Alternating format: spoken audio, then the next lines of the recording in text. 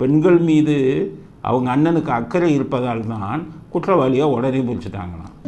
பெண்கள் மீது முதலமைச்சருக்கும் ஆட்சிக்கும் நிச்சயமாக மிகப்பெரிய அளவில் அக்கறை இருக்கிறது. அதனால தான் நடவடிக்கை உடனடியாக எடுக்கப்பட்டிருக்கிறது. அந்த பெண்ணு 2 குற்றவாளிங்குது கனிமொழி. 100 குற்றவாளி யாருன்னு உங்கள் அண்ணனை பிடிக்க சொல்லுங்கள், காவல்துறைக்கு சொல்லுங்கள். ஐயோ 2 பேருன்னு சொல்லுது, ஒழுங்காக பிடிங்கன்னு வைக்க மாட்டேன். 3 சிறப்பு ஒரு குழுவை போட்டு 3 IPS அதிகாரிகளை போட்டு உயர் நீதிமன்றம் விசாரிக்க சொல்லிச்சு. நீங்கள் உங்கள் விசாரணை சரியில்லை, உங்கள் விசாரணையில் தப்பு இருக்குது அப்படிங்கிறத ஹைகோர்ட்டு சொல்லி விசாரணை குழு தனியாக அமைச்சாலே உங்களுக்கு கேவலமாக இல்லை? உங்கள் அண்ணனை பற்றி நீங்கள் பாராட்டி பேசலாமா? நீங்களும் ஒரு பெண் தானே. அந்த பெண்ணுடைய வாழ்க்கை என்ன ஆகிறது?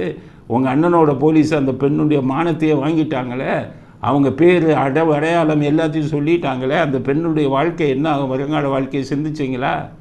இது எதுவுமே இல்லாமல் அவங்க அண்ணன் உடனே பிடிச்சிட்டாங்க. உடனே பிடிக்கிறது பெரியதா? உடனே எப்படி பிடிக்குன்னு சொல்ல, அந்த அண்ணா பல்கலைக்கழகத்தில் ஒரு 6-7 வாசல் இருக்குது. மொத்தம் 189 ஏக்கர். இந்த 6-7 வாசல்லையும் செக்யூரிட்டி போட்டிருப்பாங்க. இந்த செக்யூரிட்டி வந்து ஏற்கனவே ரொம்ப நாளாக இருக்கிற செக்யூரிட்டியாக இருப்பாங்க. தெரிஞ்சவங்களாக இருந்தால் 6 மணி 7 மணிக்கு கூட உள்ளே விடுவாங்க.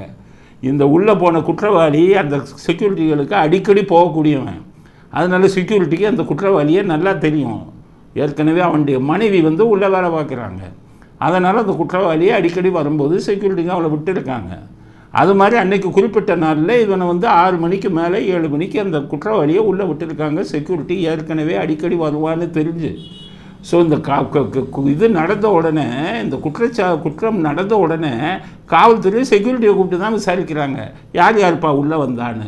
அப்போ அவங்க இவர் தான் உள்ளே வந்தார் அப்படின்னு சொல்கிறாங்க. உடனே போய் பிடிச்சிட்டு வந்துட்டாங்க. இது இமாலய சாதனையா கனிமொழி? சொல்லுங்கள். உங்கள் அண்ணன் பிடிச்சிட்டாரோ? உடனே முடிச்சு போச்சா? அண்ணன் முடித்ததோட பதில் சொல்லுங்கள் கனிமொழி. உங்கள் மா சுப்பிரமணியோட எப்படி அவங்க கூட இருந்தாங்க, உதயநிதியோட கூட இருந்தாங்க.